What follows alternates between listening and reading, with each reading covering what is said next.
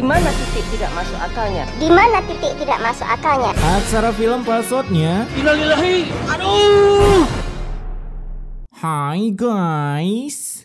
Kali ini gue akan membawakan sebuah kehidupan para konten kreator gaming yang hidupnya begitu sangbrut sebab sekali lihat woman ia langsung mengajaknya menikah. Orang gila dari mana itu? Oke, tanpa berlama-lama lagi, mari kita gaskan. Kisah yang begitu mantap jiwa ini karena ada bau-bau gamingnya. Gue suka nih kalau udah ada GG gamingnya. Dibuka dengan seorang pria yang lagi healing di sekitaran Nganjuk City bernama, ya panggil aja Raja. Di sana Raja masuk ke sebuah tempat anjas pertemuan para konten kreator. Dan melihat seorang woman bernama Lydia, ini dia orangnya, di mana mereka saling ada rasa menghendak dikduk ser dalam hatinya terlihat dari pertama kali bermeet and greet ria. Gue ngefans banget sama lo. Boleh kenalan dulu? Boleh minta kontak kamu? Semudah ini ya nyari pasangan. Setelah kenal, mereka pun membuat kolaborasi bareng yaitu konten pengreviewan makanan di salah satu kafe yang menjual odading dengan cara live tok-tok tanpa mengabsen para viewersnya. Widih, yang nonton 1000-an guys. Udah. Tinggal posting ya? Ya, tinggal posting nih. Oke. Tinggal posting. Perasaan mereka nge-live dah. Nah, dengan collabnya mereka, followers Lydia pun auto bertambah, sedangkan Rajanya mendapatkan benefit kebaperannya doang karena mengira Lydia ingin menginvite Raja ke dalam hubungan yang istimewa. Sik, tapi tentunya ya kagak dong. Kayaknya baper sama aku. Aku harus manfaatin ini. Dia impostornya guys, Lydia. Baru aja sehari collab rupanya Raja begitu gendeng karena bisa-bisanya langsung mengajak Lydia dinner bareng dan mengendorkan hatinya tapi bukan sebagai pacar melainkan sebagai batok casan secara sah. Aku bahagia bisa ngebuat kamu senang. Kamu mau nikah sama aku? Singkat padat, kamu mau nggak nikah sama aku? Gila cuy. Mendengar itu Lydia pun mengeluhkan usianya yang masih seumuran Jagung sedangkan Raja udah berumur karena lahir saat kerajaan Majapahit mau runtuh. Alhasil wajah Raja pun seketika pucat seperti saldo dananya kena scam. Tapi ketika Lydia menjawab mau, senyuman Raja pun kembali terbit seperti matahari di Teletubbies yang padahal tentunya ada udang di balik kepala kalian yang membatu. Keesokan harinya mereka pun langsung nikah yang dihadiri oleh para konten kreator. Sekalian para wartawan juga ada di sana, apalagi mereka di sana begitu heboh saling memvideokan, ya contohnya seperti Babang ini. Yang udah nyempetin. Lu sebenarnya pakai kamera depan apa kamera belakang, Bang? Kemudian selesai menikah, terlihat Raja tak kuasa menahan rudalnya ingin meluncur untuk mengunboxing istrinya. Tapi sayangnya Lydia tak memberikan kesempatan untuk menggrepe-grepe dirinya sebab ia menyuruh Raja untuk mandi dan langsung tidur, mempending malam pertamanya dengan alasan kesehatan. Ya elah gas lah bang, login ML lu hyper estes dah, nggak apa-apa dah. Rugi kali nikah kalau nggak boleh di unboxing. Nah besoknya Lydia pun mendapatkan berita panas anjas. Laki-laki berusia kepala 6 berhasil menikahi perempuan muda berusia 20 tahun. Bapaknya lah kepala 6, mukanya muda gini. Melihat berita itu, Lydia pun ingin membuat konten yang sama karena kebetulan ia menikahi seorang sepuh yang lahir di saat Majapahit berperang. Alhasil Raja pun jadi tersinggung tapi demi dikasih jatah malam pertama oleh Lydia, ia pun akhirnya mau-mau aja melakukan live dan memberikan pengakuan kalau suaminya Lydia adalah seorang sejarah yang harus diabadikan. Gua nggak habis pikir, kok ada orang baru kenal langsung nikah ya? Ya, gua tahu pacaran itu dilarang agama, tapi bukan berarti baru kenal langsung ajakin nikah, Sat. Kemudian saat malam hari di tengah Raja lagi ngetik skrip buat ngonten, nya pun tiba-tiba mencret dan saat ke kamar mandi, Lydia pun datang menghampiri lalu sedikit melakukan tutorial cara memandikan laptop dijamin bikin kita ingin ditampol oleh pasangan. Yang gini-gini nih harus masuk cagar alam suaka marga satwa. Kala itu saat Raja datang, ia pun terbagongkan sedangkan Lydia pun pura-pura nangis dan kalian tahu habis ini gimana? Aduh. Terus kamu nyalain aku? Iya. Prank. Inilah yang gua maksud, tutorial dijamin agar kita ingin ditampol oleh pasangan cuy. Mana ada orang ngeprank urusan barangnya beneran anjing. Anehnya lagi di sini, Lydia pun melakukan adegan pengeprangannya ini melalui live tok-tok. Tapi ketika hari udah berganti warna meski tanpa meminta maaf ke Raja lebih dulu, aduh. Itu tembus 2 juta views. Tembus 2 juta views dong. Ini konsepnya gimana sih sebenarnya? Nah, di tempat raja, ia pun mulai mengonten ala-ala pascol dengan bermain game yang super ramah sekali playernya, anti toksik. Tapi saat lagi seru, datanglah si begundal Lydia membuat konten prank part 2-nya dengan adegan seperti ini. Ambil minum dong. Ambil minum kan ambil sendiri. Tapi habis. Ini masih penuh, galonnya apaan sih kamu? Prank. Sumpah, gua jadi raja, gua kunci itu di dalam gudang. Bodoh amat lah push rank nomor 1. Selain ngeprank membuat dark system Monton menjadikan raja sebagai beban tim, besoknya Lydia pun kembali berulah dengan menghapus akun Monton milik raja yang padahal udah ada skin legend perangku di sana dengan embel-embel sebuah prank. Goblok. Prank, kena deh. Ini woman agak ngeselin ya. Kebanyakan nonton Atta Gledek sewaktu masih bujang anjing. Cuman salah penalaran aja kagak tahu arti dari prank. Mendengar si tumbal tower ini menghapus akunnya, raja pun automelo menggalau sebab ia mencari uang memang dari sana. Apalagi seluruh skinnya udah dimiliki oleh raja, tahu-taunya malah dihapus akunnya oleh begundal ini. Dan kalian tahu apa jawaban Lydia? Game doang kok baper. Buset, ini Lydia seriusan kagak tahu seberapa baper player Monton? Lu ngetik EZ aja auto di lock. Kemudian besoknya Lydia pun meet and greet bersama sahabatnya yang kala itu tak percaya kalau suaminya Lydia memiliki tingkat kesabaran di atas UMR Jakarta. Alhasil Lydia pun auto memberikan paham teman-temannya dengan cara membagongkan. Mas, kamu kesini dong. Ya, tali sepatu aku lepas, pasangin dong. Ini sih bukan sabar lagi anjing. Ini lebih ke perbudakan sih. Sepulangnya dari kumpul, kita bisa lihat kalau Lydia tinggal di rumah bekas Ria tanpa nabati di film sebelumnya, makanya sifatnya 11-12, acuaks.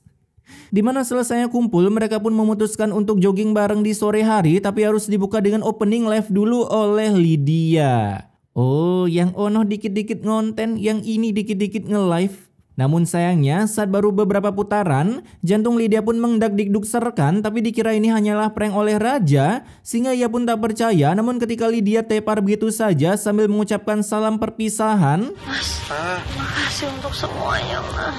akhirnya bisa punya istri baru. Raja pun seketika panik dan langsung memanggil bantuan para minion sekitaran kompleks sampai menyetop sebuah pansa yang baru aja mau direnkar ke desa Sukolilo. Dan saat mau diangkut ke dalam mobil, Selamat ya Mas, kamu kena prank aku. sumpah ini ngeselin sih. Setelah kejadian yang membGGST-kan tersebut, kini Lydia pun kembali berulah dengan menggunakan ilmu perdoblehannya. Saya aslinya 2 orang. Karena saat di rumah raja yang lagi asik push low streak sampai warrior, Lydia pun langsung datang cuman buat marah-marah. Kerja apaan cuma main game, ha? Banyak banget alasannya, ha? Lah, beliau belum pernah denger streamer game kah? Kala itu Lydia pun menambahkan bumbu-bumbu kalau raja seorang begundal yang kerjanya main game sampai tak memberikan istrinya nafkah batin apalagi waktu untuk bermanja-manja ria. Hasil penontonnya di live pun auto emosi sebab beberapa dari mereka memang kehidupannya disokong oleh FYP Tok Tok. Tapi apa iya? Harus seharian main game dan nyuekin istrinya sendiri. Posting dulu. Beginilah wahai para laki-laki berbatang, tipu daya perempuan sungguh kuat cuy. Selesai streaming, raja pun melakukan kegiatannya seperti biasa, ya contohnya jadi master chef di rumah tangganya. Sedangkan Lydia kerjanya cuma shopping-shopping party, bahkan disuruh makan pun Lydia kagak mau karena asik telepon-teleponan. Dan tak berselang lama terdengarlah suara drone yang rupanya sedang mengintai keadaan rumah raja. Tapi dengan gebleknya si raja bukannya mengusir drone tersebut, melainkan malah bodoh amat dan tetap melakukan percakapan dengan istrinya. Meskipun terekam drone yang kala itu Lydia meminta jatah bulanan berupa uang ke raja, meskipun jumlah yang diberikan raja begitu sedikit bagi Lydia. Mas, itu cuma 50 juta. Nah terus? Buset, 50 juta sebulan. Pakai beli nasi padang bisa nraktir 1 RT. Nah, keesokan harinya raja pun sedang ada acara mabar di Surabaya dengan teman-temannya. Namun baru aja sampai, raja pun udah disambut dengan sebuah pelukan hangat dari seorang woman ini yang muncul secara tiba-tiba, tapi direkam oleh seseorang dari kejauhan. Dan rupanya ini woman adalah Sri Kandi si user tank. Sri Kandi Tank. Anjas, woman jadi tank. Bisa kalian bayangkan kan? Udahlah, lu make Angel aja masih salah masuk. Di hari itu terjadilah turnamen antar konten kreator yang dimenangkan oleh raja karena kebetulan raja adalah pro player berkedok Grandmaster. Maniak gua jangan diambil, Widih, sampai maniak cuy. Seberapa cupunya itu musuhnya. Hingga dari kemenangan ini membuat musuhnya jadi baperan dan sedikit melakukan tanting agar raja kena mental di turnamen berikutnya. Lain kali gue gak bakal kalah sama. Oh siap, kasih keras bos. Asik, kasih keras bosku. Yang gini-gini gue suka semangatnya. Sebelumnya turnamen, raja pun diajak collab oleh Sri Kandi isi user tank ini, ya kita panggil aja Tika. Dan dengan gebleknya raja malah mau padahal udah punya istri di rumah, apalagi spek istrinya brutal dan mendakjalkan. Sedangkan di sisi lain Lydia pun menerima DM berupa video pelukan raja dengan Tika. Tapi bukannya cemburu, tentunya Lydia biasa aja karena mencintai raja adalah sebuah kebulsitan semata. Asik. Pasti cuma mau bikin aku cemburu aja kan? Orang kagak cinta dikirimin video. Salah sasaran lu bos. Nah singkat waktu, saat pagi tiba raja pun mengajak woman ini untuk ngopi bareng, membicarakan tentang perkontenannya kemarin yang baru aja diupload di deep web agar para oknum warga pengeroyokan mobil rencar pada menontonnya karena SDM mereka merendah sampai ke inti bumi. Namun setelahnya mengobrol dengan saknesnya si Tika memegang tangan raja yang membuat raja ikutan tersakneskan. Ya elah bang, inget bang udah punya istri lu. Ya walaupun agak sinting. Bahkan demi mendekatkan diri dengan raja, si Tika pun sampai ikutan check out dari hotel barengan agar bisa nongki bareng raja di Pertamina. Enggak dong. Apalagi setelah sampai di Jakarta, Tika menawarkan untuk pergi ke kafe bareng buat mabar bersama gengnya karena kebetulan di tim mabar membutuhkan seorang yang maru akan buff seperti raja. User lanci nih bos, buff musuh pun disikat. Kemudian saat sampai di rumah, Lydia pun pura-pura cemburu. Ketemu sama cewek-cewek gamers yang lainnya itu. Padahal aslinya kagak peduli, yang penting konten is number one. Karena dengan cara cemburu seperti ini, Lydia memiliki stok konten untuk dibuat live. Ada Ria, Susi, Betty. Yang tentunya netizen maha benar pun auto percaya kalau raja adalah seorang suami yang saknean. Iya juga sih. Masa diajak kumpul sama woman lain mau? Nah di hari itu juga saat raja dan the gengnya lagi turnamen. Event jalan sama perempuan lain, iya. Ini lagi mabar. Lah udah jelas-jelas lagi duduk di belang jalan. Di sana Lydia pun berbacot ria seakan-akan tak terima suaminya ikut turnamen game. Padahal dengan bermain game raja bisa dapat uang. Emang agak gendeng ini istri. Terlebih lagi si Lydia membeberkan kalau Tika telah memeluk-meluk suaminya sampai membuat para penonton terbagongkan mengecap Tika sebagai gamer saknian, pucek pencitraan, nakal tapi tampan. Ini guna mama nonton turnamen ML buat apa cuy? Akibat kejadian ini, raja pun pulang dengan murka karena telah AFK dalam pertandingan dan hasilnya jadi feeder. Namun kemurkaan Lydia lebih membabi haram butakan sebab sampai melempar-lempar barang yang berujung raja tak sengaja mendorong istrinya sampai tepar secara santuy di keramik lantai. Please lah jadi bisu, please lah jadi bisu. Biar kagak bisa ngonten lagi dia. Sayangnya permintaan gue kagak diturutin, dimana si Lydia masih bisa ngedumel dengan cangkemnya, bahkan ngusir raja dari kamar pasien. Sedangkan Lydia langsung mengambil HP untuk live dengan menuduh suaminya telah melakukan KDRT, sehingga membuat kemarahan netizen semakin menyala. Sementara di luar ada seorang netizen yang entah dapat nomor WA raja dari mana. Anjas, ini nomor WA raja cuy, gas lajak mabar. Kala itu ia pun mengirimkan video reels dari IG Lydia. Ada IG-nya juga cuy, Lydia_Lestari 12. Dan begitu bagongnya raja melihat kalau Lydia telah membeberkan kecelakaan yang tak disengaja ini dengan embel-embel KDRT. Kurang mantep apalagi punya istri konten kreator. Nah singkat cerita, beberapa hari kemudian Lydia pun bertemu dengan seorang berbatang bernama Jimmy yang merupakan cowok pemedik. Dilihat dari rambutnya yang begitu klimis seperti disinari fakta. Wah klimis sekali ya babang. Dimana baru aja sehari ketemu Jimmy, besoknya saat raja kebetulan lagi ada job keluar kota, turnamen ML dengan kawan-kawannya, Lydia pun melakukan sebuah kebegunalan yang begitu ekstrim dan bisa membuat pikiran kita seketika punya pikiran liar. Aduh. Aku akan kasih kejutan buat kamu sayang. Sekarang ke rumah aku ya. Suami aku lagi nggak ada. Mau ngapain anjing berduaan di rumah kagak ada wasit? Ketika mereka berduaan di belakang rumah, datanglah raja yang rupanya ia pura-pura keluar kota cuman ingin mengsurpreskan istrinya. Namun sayangnya ia malah kena surprise balik ketika melihat batok casannya berduaan dengan manusia berbatang lain di rumahnya sendiri. Kurang gila apa lagi cuy? Buset dah, rasa ingin meng-smackdown meningkat drastis cuy. Di sana tentunya Lydia langsung kaget sampai keluar dikit ilernya.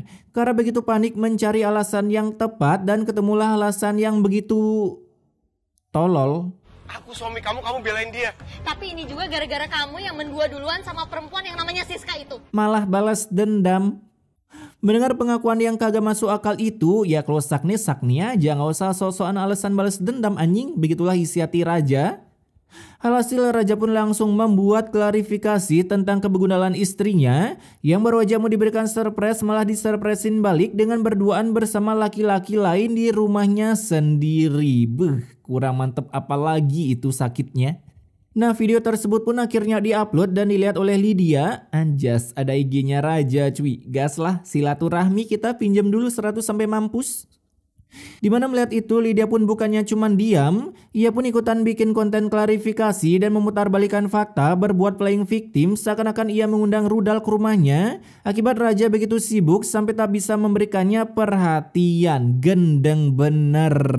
Ya, tetap aja salah anjing, mana bisa gitu. Kala itu akhirnya video mereka berdua pun FYP dan ditonton oleh generasi Facebook. Tapi Pak, menurut saya Lydia yang paling jujur. Ini bapak-bapak bukannya pergi sambung ayam malah mikirin rumah tangga orang. Kemudian ketika Lydia healing, ia pun kejatuhan surat cinta dari Starla dari sebuah drone yang saat dibuka membuat Lydia terbagongkan nomor 7 bisa bikin kalian tercengang. Karena isinya anjas. Tutorial menjadi kaya hubungi nomor ini guys. Hasil membaca ini, Lydia yang gendeng ini pun jadi mau-mau aja pisah dengan raja karena merasa dirinya udah diberkati dari atas akan menjadi orang kaya raya tanpa disokong kekuatan dari raja. Hari itu juga Lydia datang ke tempat nongki raja untuk memberikan surprise part 2-nya yang berupa surat gugatan lockout dari kakak raja. Kala itu raja pun sempat memohon untuk jangan lockout dari kakaknya, namun yang namanya cinta hanyalah sebatas bualan bagi Lydia. Asik. Ia pun tetap kekeh ingin pergi sebab Lydia percaya setelah pergi maka Jimmy akan membukakan pintu hatinya dan siap merekrut Lydia ke dalam kakaknya menjadi suami istri. Asik. Bisa aja Jimmy itu benar-benar jatuh cinta sama aku. Nah, ini pentingnya kalian kalau baru kenal jangan main lamar aja ya guys ya. Cari tahu dulu maksud dan tujuannya suka sama elu. Nah, beberapa hari pun berlalu, kini mereka sudah sah cerai, dimana saat Lydia lagi nge-cosplay jadi jajak petualang, ia pun menelpon nomor yang di surat tutorial jadi kaya setelah bercerai dan sungguh gendengnya ini Lydia malah percaya. Kalau aku akan kaya setelah aku pisah dari Mas Raja. Kamu bisa pegang ucapanku. Gimana ceritanya orang cerai bisa makin lancar rezekinya, apalagi modelan begundal kayak gini? Kala itu Lydia pun menuju lokasi yang udah diberikan dan sesampai di sana ternyata orang misterius dan gabut itu adalah Jimmy yang rupanya terlalu ngefans dengan Lydia sampai-sampai ia menyewa Tika agar mau ngedeketin raja lalu membuat rumah tangga raja berantakan. Tapi hal itu tentunya kagak dipeduliin oleh Lydia karena yang dipeduliin cuman tutorial menjadi kaya yang ada di kertas dan rupanya tutorial menjadi kaya yang dimaksud bukan bim salah bim langsung kaya melainkan ini otak Jimmy dilelang di mana sih? Pengen gue tebus sumpah. Kalau aku akan kaya raya setelah aku berpisah sama Mas Raja. Kalau kamu mau sama aku bakal lebih giat lagi bekerja. Kagak gitu konsepnya anjing. Orang juga kalau mau berumah tangga pasti kerja lebih giat. Mendengar itu Lydia langsung tepar karena syok mengetahui ada laki-laki yang gendengnya melebihi dirinya. Yang saat dibawa ke rumah sakit rupanya Lydia telah kebobolan anak raja sehingga membuat Jimmy mengurungkan niatnya untuk bersama Lydia karena udah di unboxing lebih dulu oleh raja. Ya namanya orang nikah ya kali kagak di unboxing. Nah, beberapa bulan kemudian Lydia pun kembali live tapi dengan background orang susah dan tentunya berstatus janda kembang hingga dirinya kena mental akibat netizennya sekarang begitu barbar menghujat Lydia. Komentar-komentarnya kok pada jahat sih.